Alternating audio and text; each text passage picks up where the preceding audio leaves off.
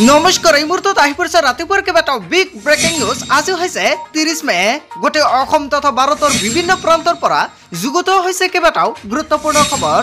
এনেবোৰ খবৰ নিতৌ পাই থাকিবলৈ চেনেলটি সাবস্ক্ৰাইব কৰি ভিডিঅ'টো এটা লাইক কৰিবলৈ নাপাহৰিব। আজিৰ আমাৰ প্ৰথম গুৰুত্বপূৰ্ণ খবৰ হৈছে অসমবাসীৰ বাবে এটা ডাঙৰ খবৰ। পিএম কিষাণক লৈ এটা ডাঙৰ খবৰ। কোনে কোনে নাপাব পিএম কিষাণৰ 17 নম্বৰ কিস্তিৰ টকা, লগতে কেতিয়া আপোনাৰ বেংক একাউণ্টত সোমাব পিএম কিষাণৰ টকা, অৱশেষত তাৰিখ প্ৰকাশ কৰা হৈছে। পিএম কিষাণক লৈ এটা ডাঙৰ খবৰ। জুন মাহৰ শেষৰ ফালে কৃষকৰ একাউণ্টত পোনপটীয়াকৈ সোমাই যাব 2000 কোটি টকা। পিএম কিষাণ সন্মান নিধিৰ 17 নম্বৰ কিস্তি আহিব জুন মাহত, কিন্তু কোনে কোনে নাপাব পিএম কিষাণৰ 17 নম্বৰ কিস্তিৰ টকাসমূহ। পৰিয়ালৰ কেৱল এজন ব্যক্তিহে পাব পিএম কিষাণৰ টকা। পিতৃ পুত্ৰৰ ভিতৰত যিকোনো এজনহে পাব এই ধনৰাশি। খেতিৰ উপযোগী মাটি নথকালৈকে নাপাব এই সুবিধা। ইকুআইচি আপডেট নকৰা হিতাধিকাৰীয়েও নাপাব এই আঁচনিৰ ধনসমূহ। পৰিয়ালৰ কোনো সদস্য যদি চাকৰিয়াল তেন্তে বঞ্চিত হ'ব এই সুবিধাৰ পৰা। অধিক তথ্যৰ বাবে এতিয়া আপুনি লগ ইন কৰক pmkisan.gov.in। পিএম কিষাণক লৈ এটা ডাঙৰ খবৰ। জুন মাহতে লাখ লাখ লগতে কোটি কোটি কৃষকৰ একাউণ্টত চৰকাৰে সোমাই দিব 2000 কোটি টকা। লগতে যিসকল কৃষকে 17 নম্বৰ কিস্তি লাভ কৰিব আৰু যিসকল ব্যক্তিয়ে 16 নম্বৰ কিস্তিটো লাভ কৰা নাই, 17 নম্বৰ কিস্তিৰ লগতে দুটা কিস্তি একেলগতে লাভ কৰিব। যদি আপোনাৰ পোষ্ট অফিচত একাউণ্ট আছে তেন্তে এতিয়া আপোনাৰ KYC-টো কৰি লৈ লওক। সাৱধান হওক ৰাজ্যবাসী। আগন্তুক 5 দিনলৈ জাৰি কৰা হৈছে সতৰ্কবাণী। জাৰি কৰা হৈছে ৰেড এলাৰ্ট আৰু অৰেঞ্জ এলাৰ্ট, লগতে ইয়েলো এলাৰ্টো জাৰি কৰা হৈছে। সাৱধান হওক, ৰাজ্যত পুনৰ বতৰ ল'ব ভয়ংকৰ ৰূপ। ৰাজ্যৰ বিভিন্ন প্ৰান্তত হ'ব ধাৰাসাৰ বৰষুণ আৰু ধুমুহা। আগন্তুক 5 দিনলৈ জাৰি কৰা হৈছে সতৰ্কবাণী। আজি 4খনকৈ জিলাত জাৰি কৰা হৈছে ৰেড এলাৰ্ট। আজি ৰাজ্যৰ 5 জিলাত অৰেঞ্জ এলাৰ্ট জাৰি কৰিছে বতৰ বিজ্ঞান কেন্দ্ৰৰ তৰফৰ পৰা। 22খনকৈ জিলাত জাৰি কৰা হৈছে ইয়েলো এলাৰ্ট।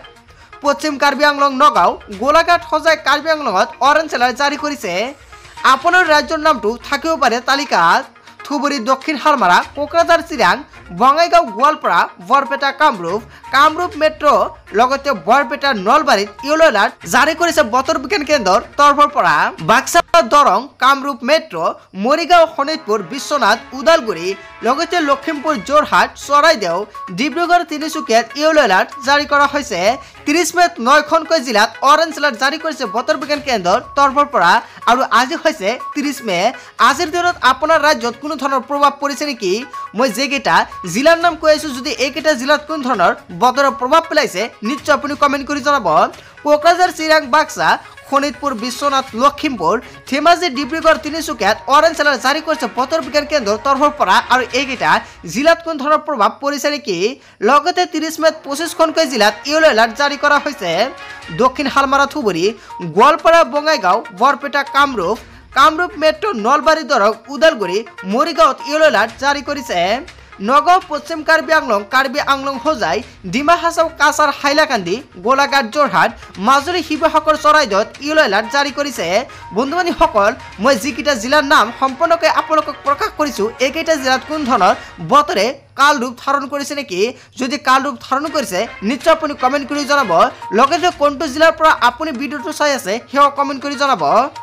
তাৰ পিছত অসমবাসী ৰাইজক জনাইছো আমাৰ 2 নম্বৰটো খুবেই গুৰুত্বপূৰ্ণ খবৰ, লগতে এটা ডাঙৰ খবৰ।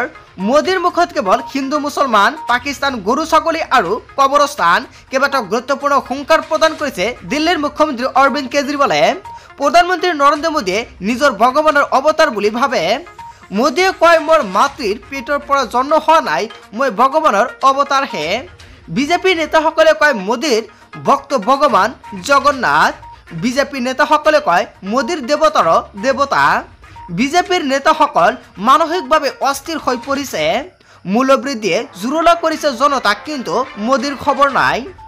মোদীৰ মুখত কেৱল হিন্দু মুছলমান, মোদীৰ মুখত জনতাৰ সমস্যাৰ কথা শুনা পোৱা নাযায়। পূৰ্বৰ 5টাকৈ পৰ্যায়ৰ নিৰ্বাচন শেষ হোৱাৰ পিছত সলনি হৈছে মোদীৰ ভাষাও। হিন্দীত মুঠ 6,50,000 শব্দ আছে, কিন্তু মোদীৰ মুখত কেৱল হিন্দু, মুছলিম, পাকিস্তান, গৰু ছাগলী আৰু কবৰস্থান। মোদীয়ে কেৱল ইণ্ডিয়া এলায়েন্সকহে গালি পাৰে, জনতাৰ সমস্যাৰ কথা নকয়। যদি অৰবিন্দ কেজৰিৱাল দুৰ্নীতিগ্ৰস্ত তেন্তে দেশতে কোনো ইমানদাৰ মানুহ নাই। প্ৰধানমন্ত্ৰী নৰেন্দ্ৰ মোদীৰ বিৰুদ্ধে আক্ৰমণাত্মক ৰূপত দিল্লীৰ মুখ্যমন্ত্ৰী অৰবিন্দ কেজৰিৱাল। বন্ধু-বান্ধৱীসকল, দিল্লীৰ মুখ্যমন্ত্ৰী অৰবিন্দ কেজৰিৱালে প্ৰধানমন্ত্ৰী নৰেন্দ্ৰ মোদীৰ বিৰুদ্ধে যিকেইটা মন্তব্য কৰিছে আপুনি কি ক'ব? যদি আপোনাৰ কিবা মন্তব্য কৰিব লগা থাকে নিশ্চয় আপুনি কমেণ্ট কৰি জনাবলৈ নাপাহৰিব। তাৰ পিছত অসমবাসী ৰাইজক জনাইছো আমাৰ 3 নম্বৰটো খুবেই গুৰুত্বপূৰ্ণ খবৰ। লগতে এটা ডাঙৰ খবৰ, ৰাজপথত প্ৰতিবাদ কৰিবলৈ সাজু হৈছে ৰাজ্যৰ 1 লাখ ক্ষুদ্ৰ চাহ খেতিয়ক। বন্ধু-বান্ধৱীসকল, ভয়ংকৰভাৱে আক্ৰমণ সাব্যস্ত কৰিব। 1 জুনৰ পৰা কেঁচা চাহপাত গ্ৰহণ নকৰে বটলিফ ফেক্টৰীয়ে। চাহ বণিক গোষ্ঠীৰ ষড়যন্ত্ৰত বন্ধ হ'বলৈ গৈ আছে বটলিফ ফেক্টৰী। অনিৰ্দিষ্ট কাললৈকে বন্ধ ৰাখিব ফেক্টৰীসমূহ। বটলিফ ফেক্টৰীৰ সিদ্ধান্তক লৈ হাহাকাৰ লাগিছে ক্ষুদ্ৰ চাহ খেতিয়কৰ। আমি কেনেকুৱাকৈ জীয়াই থাকিম, পৰিয়াল কেনেকুৱাকৈ চলাম? গভীৰ সংকটত ৰাজ্যৰ 2 লাখ ক্ষুদ্ৰ চাহ খেতিয়ক। বটলিফ ফেক্টৰী এই সিদ্ধান্তৰ বিৰুদ্ধে ক্ষুদ্ৰ চাহ খেতিয়কৰ সমৰ্থনত ছাত্ৰমুক্তি সংগ্ৰাম সমিতি।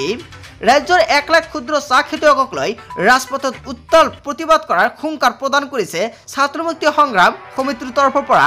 হুংকাৰ প্ৰদান কৰিছে ছাত্ৰমুক্তি সংগ্ৰাম সমিতি কেন্দ্ৰীয় সমিতি যুটীয়া সম্পাদক ৰাহুল চেত্ৰীৰ। ক্ষুদ্ৰ চাহ খেতিয়কৰ বাবে এটা বেয়া খবৰ। তাৰ পিছত অসমবাসী ৰাইজক জনাইছো আমাৰ 4 নম্বৰটো খুবেই গুৰুত্বপূৰ্ণ খবৰ। লগতে এটা ডাঙৰ খবৰ, অগপা বিজেপিৰ মিত্ৰতা ফাট মেলিছে। বন্ধু-বান্ধৱীসকল, আপুনি ঠিকেই শুনিছে, অগপা বিজেপিৰ মিত্ৰতাত ফাট। অগপা নেতাক সমৰ্থন নকৰে বিজেপি নেতাই। এজিপি বিজেপিৰ সম্পৰ্কক লৈ বিস্ফোৰক অভিযোগ বিধায়ক প্ৰদীপ হাজৰিকাৰ। এজিপি বিধায়ক প্ৰদীপ হাজৰিকাৰ মন্তব্য জোকাৰিছে বিজেপিৰ আভ্যন্তৰীণ মহল। এজিপি আৰু বিজেপিৰ সম্পৰ্ক গাৰ নহয়। সংবাদ মাধ্যমৰ আগত জনালে প্ৰদীপ হাজৰিকাই অগপা বিজেপিৰ মিত্ৰতাত অৱশেষত ফাট মেলিছে। তাৰ পিছত অসমবাসী ৰাইজক জনাইছো আমাৰ 5 নম্বৰটো খুবেই গুৰুত্বপূৰ্ণ খবৰ। লগতে এটা ডাঙৰ খবৰ, যোৰহাট লোকসভা সমষ্টিত কংগ্ৰেছৰ প্ৰাৰ্থী গৌৰৱ গগৈৰ জয় নিশ্চিত। যোৰহাট লোকসভা সমষ্টিত কংগ্ৰেছ প্ৰাৰ্থী গৌৰৱ গগৈৰ জয় নিশ্চিত বুলি মন্তব্য কৰিছে। বিপুল ভোটত জয়ী হ'ব কংগ্ৰেছৰ প্ৰাৰ্থী Gaurav Gogoi.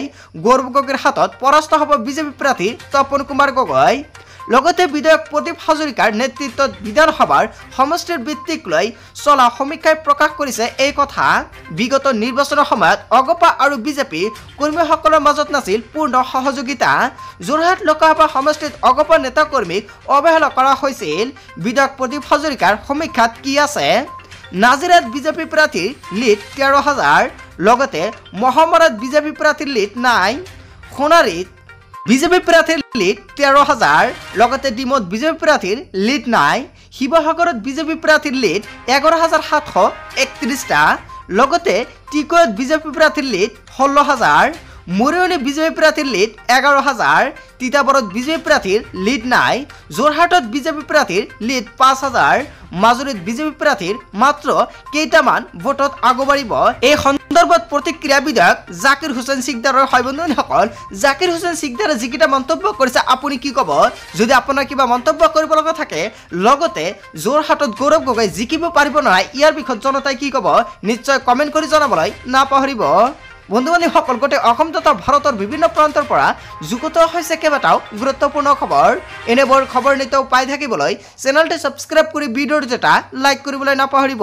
So thank U for ৱাচিং ফুল ভিডিঅ'।